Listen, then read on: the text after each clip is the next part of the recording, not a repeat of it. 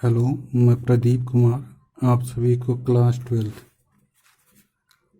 Twelfth की chemistry पढ़ाऊंगा, जिसमें कि आप सभी लोग पढ़ रहे हैं चौथा चैप्टर वैद्युत रसायन। तो वैद्युत रसायन में हम लोग पढ़े वैद्युत रसायन किसे कहते हैं, विद्युत चालक और विद्युत चालक के प्रकार, इन सबों को पढ़ चुके हैं पिछले वीडियो में। और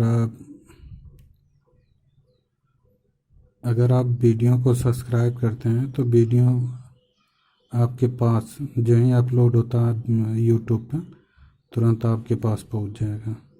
तो इसलिए आप लोग जिसको भी पढ़ना है अच्छे से वह वीडियो को सब्सक्राइब करके अपना पढ़ सकता है। हर एक वीडियो आप लोगों के पास पहुंच जाएगा। और अब यहाँ पर पढ़ेंगे विद्युत अपघटनी चालक। विद्युत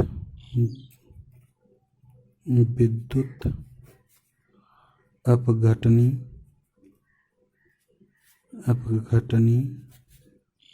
चालकत्व। विद्युत अपघटनी चालकत्व कंडक्टेंस।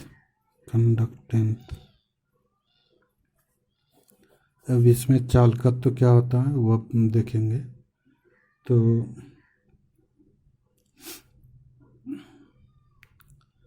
कोई विद्युत अपघट्य का विलयन हो, उसमें जो विद्युत धारा प्रवाहित करने की जो क्षमता होगी वही क्या होता है, विद्युत अपघटनी चालकत्व कहलाता है। यानी कि किसी विद्युत अपघट्य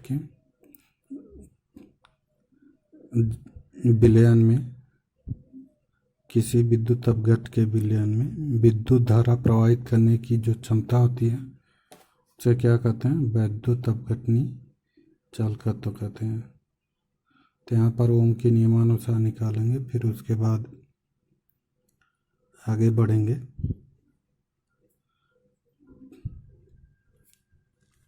तो यहाँ पर कह सकते हैं कि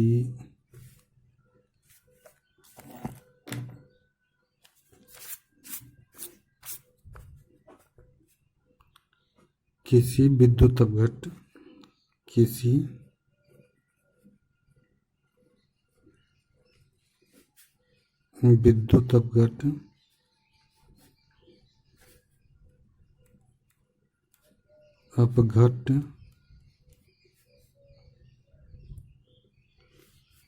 विलयन में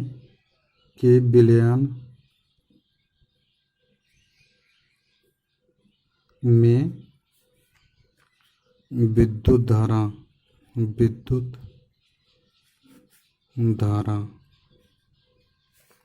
प्रवाहित करने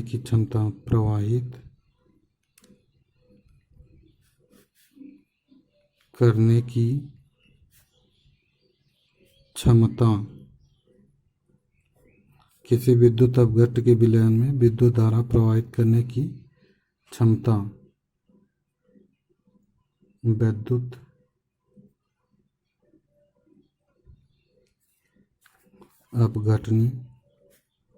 अपघटनी चालकत्व कहलाता है।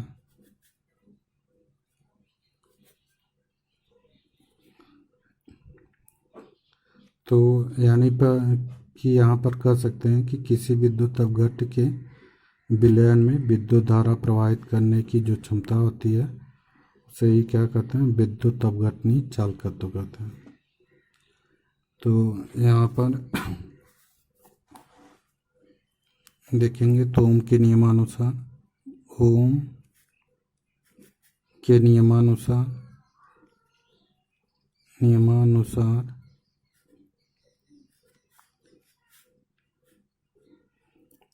नियमानुसार देखेंगे तो यहाँ पर हो जाएगा, होता है I बराबर V/R। भी क्या होता है, विभवांतर होता है। आर क्या होता है,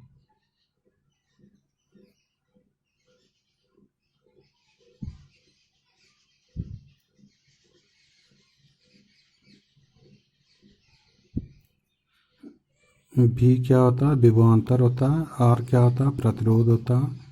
आई क्या होता है, एम्पियर मतलब की धारा होती है। तो जो ओम का नियम होता है वह किसी चालक में, किसी चालक तार में प्रवाहित विद्युत धारा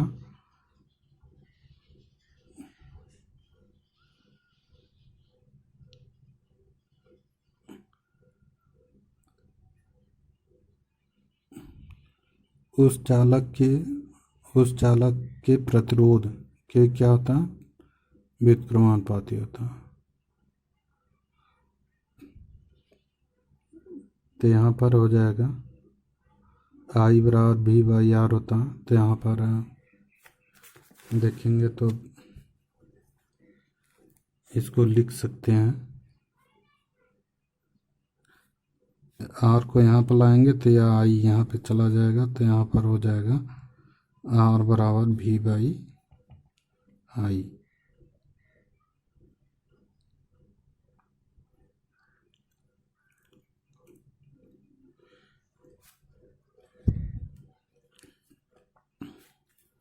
तो यहाँ पर जो भी है वह क्या है, विभवांतर है। आई क्या है, धारा है। और आर क्या है, प्रतिरोध है। तो यहाँ पे चालकत्व को इस तरह से भी, जबकि अगर इसको 1/r लिखते हैं, 1/r, तो यहाँ पर हो जाएगा आई बाई भी हो जाएगा। यह आई ऊपर चला जाएगा और भी क्या हो जाएगा, नीचे चला आएगा। यानी कि अगर इसको इस तरह से लिखते हैं 1/r, तो इसको भी 1/v/आई लिखेंगे तो आई क्या हो जाएगा, ऊपर चला जाएगा। तो चूँकि C क्या होता है, C बराबर 1/r, जहाँ C क्या है, चालकत्व होता है, चालकत्व। C बराबर 1/r। तो यहाँ पर जहाँ क्या है, C बराबर चालकत्व है, तो यहाँ पर चालकत्व की परिभाषा दे सकते हैं।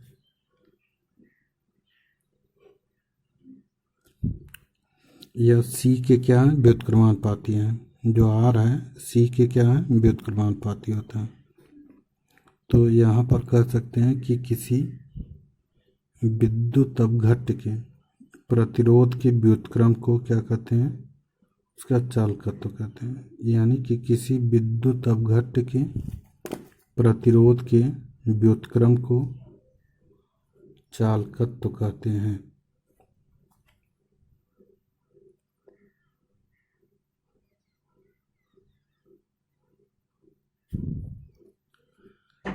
चालकत्व कहते हैं। तो यहाँ पर हो जाएगा,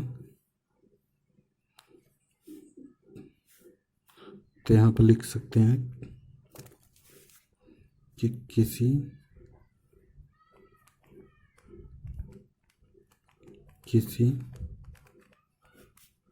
विद्युत अपघट्य के प्रतिरोध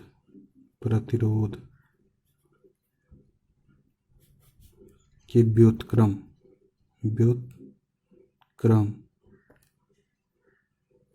व्युत्क्रम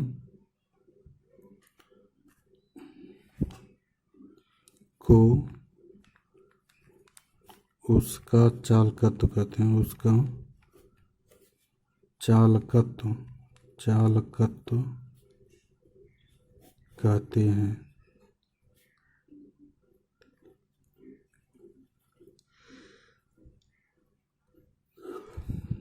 तो यहाँ से परिभाषा वही, किसी विद्युत अपघट्ट के प्रतिरोध के व्युत्क्रम को क्या कहते हैं, चालकत्व कहते हैं। तो यहाँ पर C बराबर 1/r है, तो यहाँ पर क्या रख सकते हैं, C बराबर I/V। तो यहाँ पर रख सकते हैं C बराबर I/V।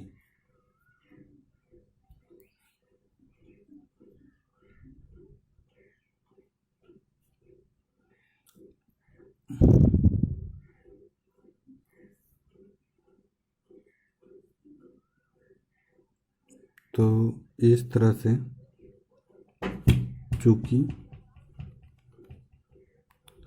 चूँकि C बराबर वो, अगर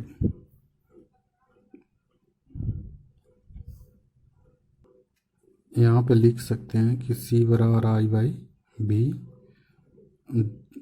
तो यहाँ पर यदि V बराबर क्या हो, 1 वोल्ट हो, V बराबर 1 वोल्ट, V बराबर 1 वोल्ट हो, तो क्या हो जाएगा, C बराबर I, तो C बराबर I हो जाएगा। तो यहाँ पर किस कंडीशन में है, यदि V क्या हो, 1 वोल्ट हो, तो यहाँ पर कह सकते हैं कि अगर आप लोग बैटरी देखे होंगे तो बैटरी होता है इस तरह से, तो इसमें 2 इलेक्ट्रोड लगे होते हैं, 2 इलेक्ट्रोड लगे होते हैं। इन दोनों इलेक्ट्रोडों के मध्य अगर विभवांतर क्या हो, 1 वोल्ट का हो, 1 वोल्ट का हो, यदि विभवांतर क्या हो, 1 वोल्ट का हो, तो उसमें जो प्रवाहित धारा होगी, उसी को क्या कहते हैं, उसका चालकत्व कहते हैं। यानी कि 2 इलेक्ट्रोडों के मध्य अगर 1 वोल्ट का विभवांतर स्थापित किया जाए, तो उन दोनों इलेक्ट्रोडों के मध्य जो प्रवाहित होने वाली धारा जो होती है, उसे ही क्या कहते हैं, चालकत्व कहते हैं।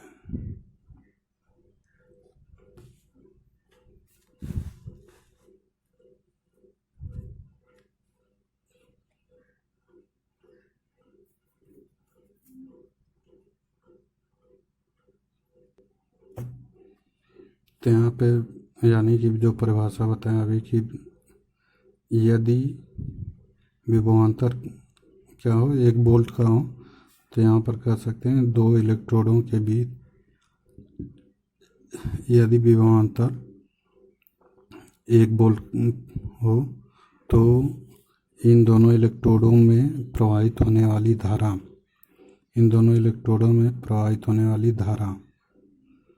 विद्युत धारा को ही क्या कहते हैं, चालकत्व कहते हैं। तो यहाँ पर लिख सकते हैं अतः किसी विद्युत अपघट्ट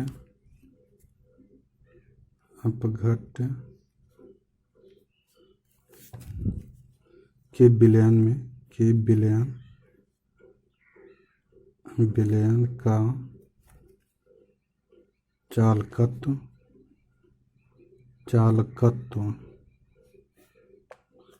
उस विलयन में प्रवाहित होने वाली धारा, उस विलयन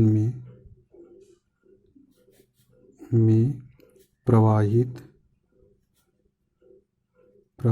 होने वाली धारा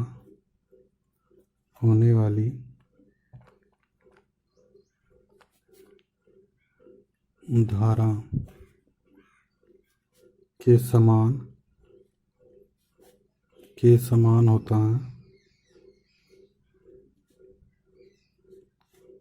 जो इलेक्ट्रोडों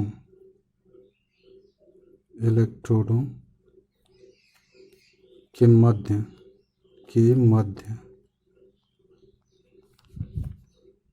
1 वोल्ट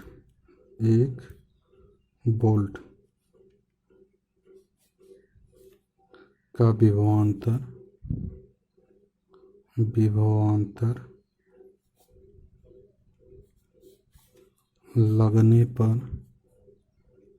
लगने पर उत्पन्न होता है। यानी कि अतः किसी विद्युत अपघट्य के विलयन का चालकत्व, जो विलयन का जो चालकत्व होगा उस विलयन में प्रवाहित होने वाली धारा के समान होता है। यानी कि धारा के समान होता है जो इलेक्ट्रोडों के मध्य 1 वोल्ट का विभवांतर स्थापित करता है, लगने पर उत्पन्न होता है। यानी कि अगर दो इलेक्ट्रोडों के मध्य अगर 1 वोल्ट का विभवांतर उत्पन्न हो रहा है तो उसमें जो इलेक्ट्रोडों में विद्युत धारा प्रवाहित होगी उसी विद्युत धारा को क्या कहते हैं, उसका चालकत्व कहते हैं। तो इस प्रकार हम लोग चालकत्व को समझ लिए। अब इसके बाद इसी में इसका मान निकालेंगे। यानी कि जो C बराबर क्या होता है 1/r। अगर इसका मात्रक निकालेंगे, चालकत्व का मात्रक निकालेंगे तो चालकत्व का मात्रक निकालने में तो यह 1/r है, तो यहाँ पे क्या हो जाएगा, एक r का मात्रक होता है ओम हो जाएगा। तो यहाँ पे इसको लिख सकते हैं ओम इनवर्स लिख सकते हैं, या इसको लिख सकते हैं प्रति ओम। प्रति मतलब बटे में होता है, प्रति ओम कहेंगे, या इसको कहते हैं सीमेंस।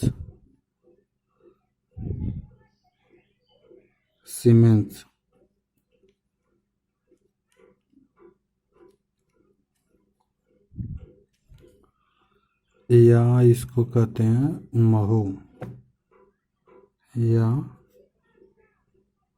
महो कहते हैं। यानी कि जो चालकत्व का मात्रक होता है ओम इनवर्स होता है, या प्रति ओम होता है, या इसको कहते हैं सीमेंस कहते हैं, या इसको कह सकते हैं महो। तो ओम इनवर्स यहाँ से हो जाएगा, तो ओम इनवर्स को क्या कहेंगे, सीमेंस कह सकते हैं, या इसको कह सकते हैं महो। तो यह क्या है, चालकत्व का मात्रक है। और चालकत्व की परिभाषा यहाँ से हो जाएगी कि किसी चालक के प्रतिरोध के व्युत्क्रम को क्या कहते हैं, चालकत्व कहते हैं।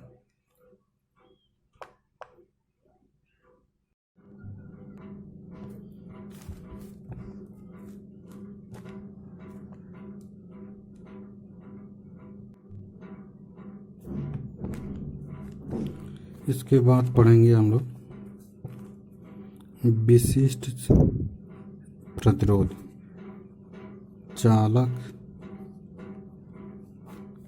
का विशिष्ट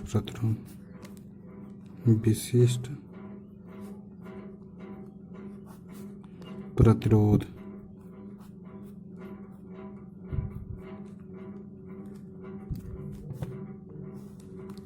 चालक का विशिष्ट प्रतिरोध में क्या होता है कि जो चालक तार होता है, चालक तार की लंबाई पर भी जो प्रतिरोध होता है वह चालक तार की लंबाई पर भी निर्भर करता है और उसके क्षेत्रफल पर भी निर्भर करता है। यानी कि वह मोटा तार है कि पतला तार है उस पर भी निर्भर करता है, और उसकी लंबाई पर भी क्या होता है, निर्भर करता है।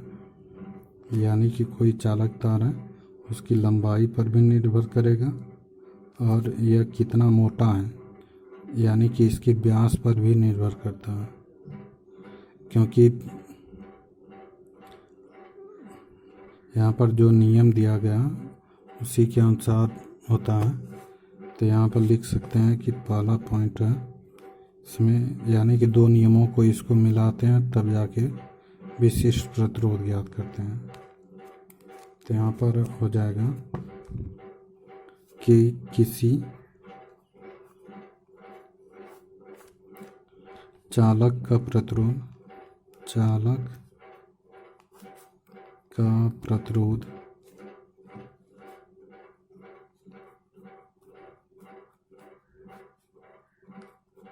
किसी चालक का प्रतिरोध R उस चालक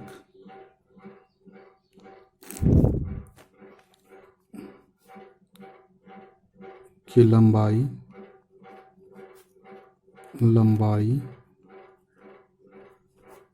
के अनुक्रमानुपाती होता है क्रमानुपाती होता है।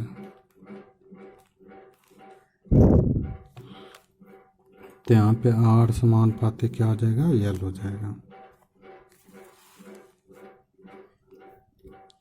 तो इसको मान लेंगे समीकरण नंबर 1।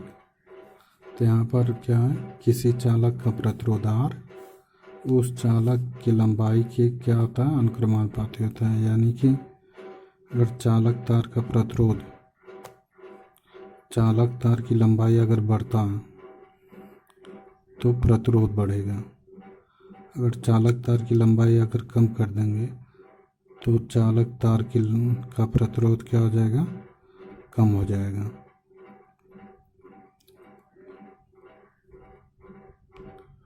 यानी कि अनुक्रमानुपाती का मतलब होता है कि अगर एक बढ़ता है तो दूसरा भी बढ़ता है, एक कम होता है तो दूसरा भी कम होता है। तो यहाँ पे हो जाएगा कि चालक तार की जो लंबाई होगी वह प्रतिरोध के क्या होता है, समानुपाती होता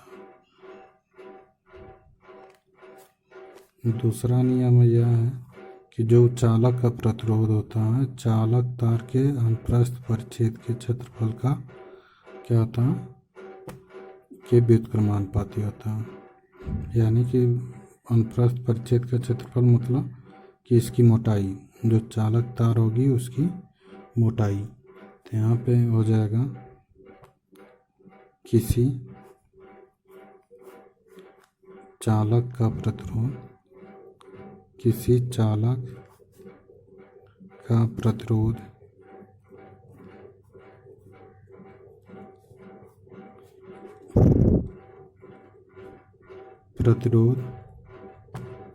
उसके अनुप्रस्थ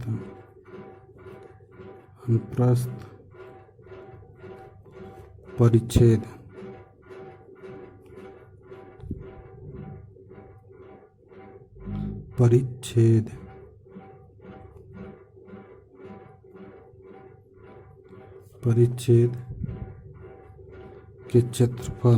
के क्षेत्रफल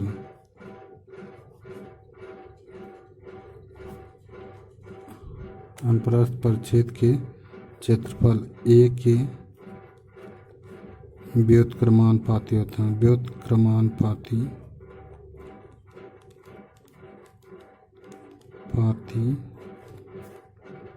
होता है। यानी कि किसी चालक का प्रतिरोध उसके अनुप्रस्थ परिच्छेद के क्षेत्रफल के व्युत्क्रमानुपाती होता है।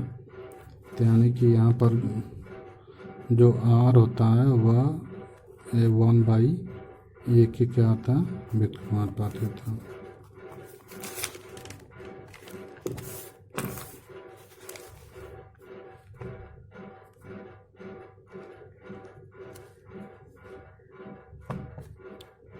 तो यहाँ पर कह सकते हैं कि यह समीकरण नंबर हो जाएगा 2।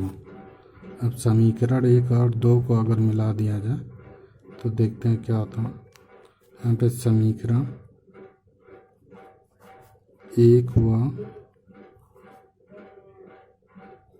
2 से, समीकरण 1 व 2 से तो यह R की जो L है R के क्या होता है, समानुपाती है, और यह क्या है, व्युत्क्रमानुपाती होता है। तो यहाँ पे R समानुपाती क्या हो जाएगा, L/A।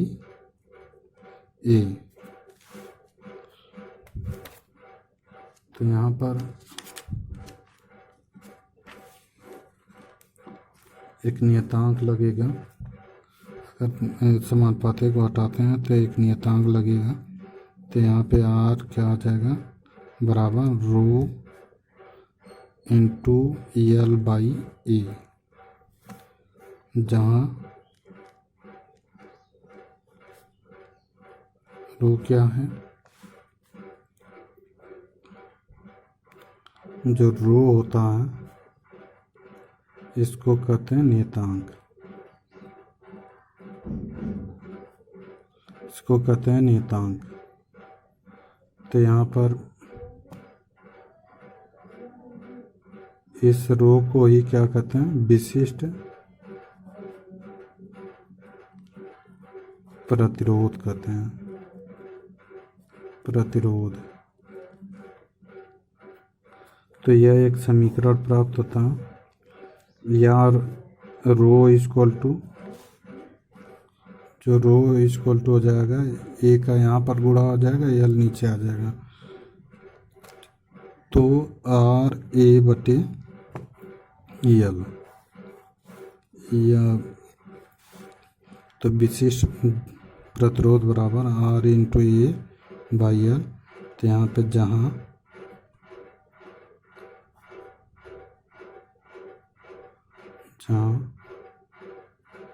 रो जो होता है यह चालक का विशिष्ट प्रतिरोध होता है,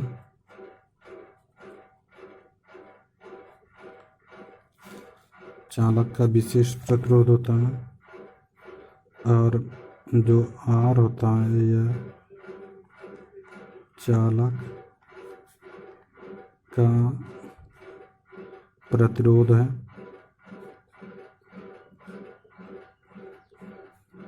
और जो A होता है यह चालक का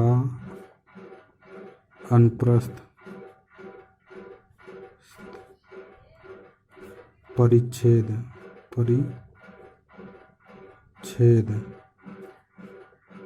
का क्षेत्रफल होता है।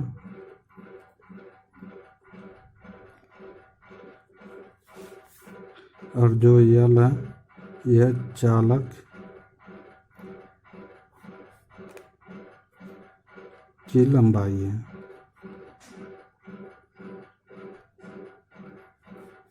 यानी कि चालक तार की क्या है, लंबाई है।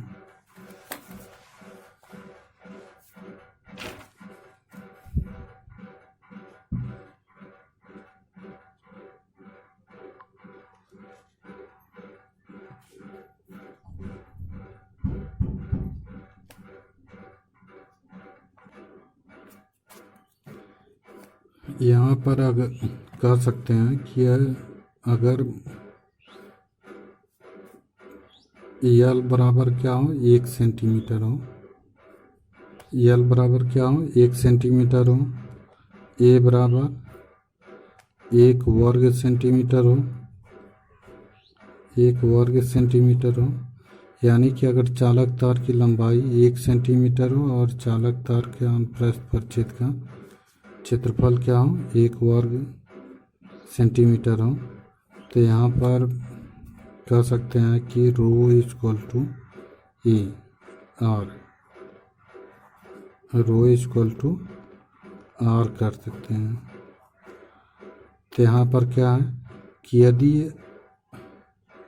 यदि चालक तार की लंबाई 1 सेंटीमीटर हो और चालक के अनुप्रस्थ परिच्छेद के क्षेत्रफल 1 वर्ग सेंटीमीटर हो, तो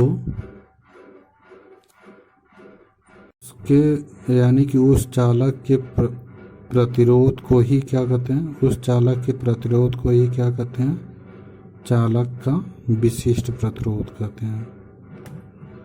यानी कि यदि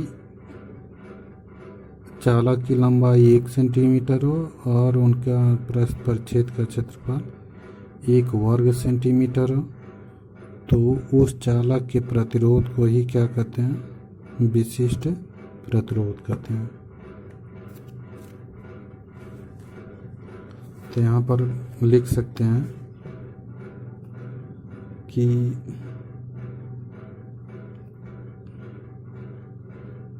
अतः 1 सेंटीमीटर लंबाई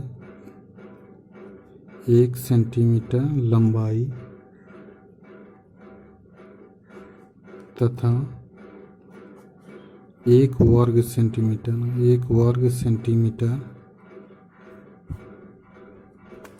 अनुप्रस्थ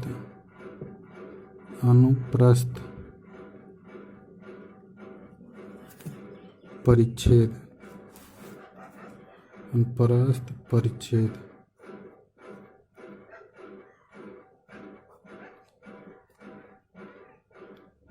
के क्षेत्रफल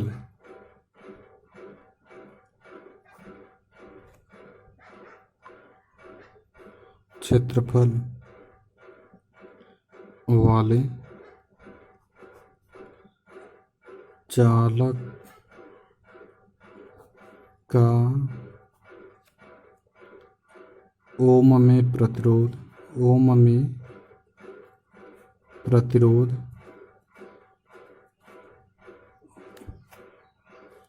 उसका विशिष्ट प्रतिरोध कहलाता है। विशिष्ट प्रतिरोध कहलाता है।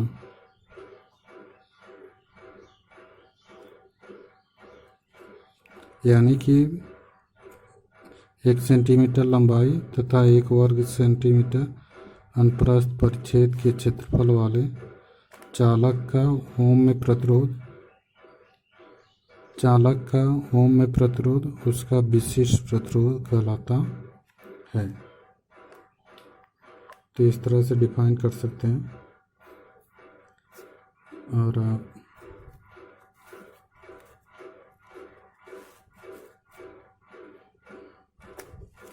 तो इस तरह से कोई आप लोगों को दिक्कत होगी तो बताइएगा। और यह चौथा चैप्टर है वैद्युत रसायन, जिसमें कि आप लोग चालकत्व तो पढ़े और इसके बाद चालक का विशिष्ट प्रतिरोध पढ़ लिया आप। तो यह सूत्र मस्ट होता है, क्योंकि परीक्षा में भी इस पर सवाल आता है। तो सवाल कोशिश करेंगे कि सवाल भी करवा दिया जाए। Thank you.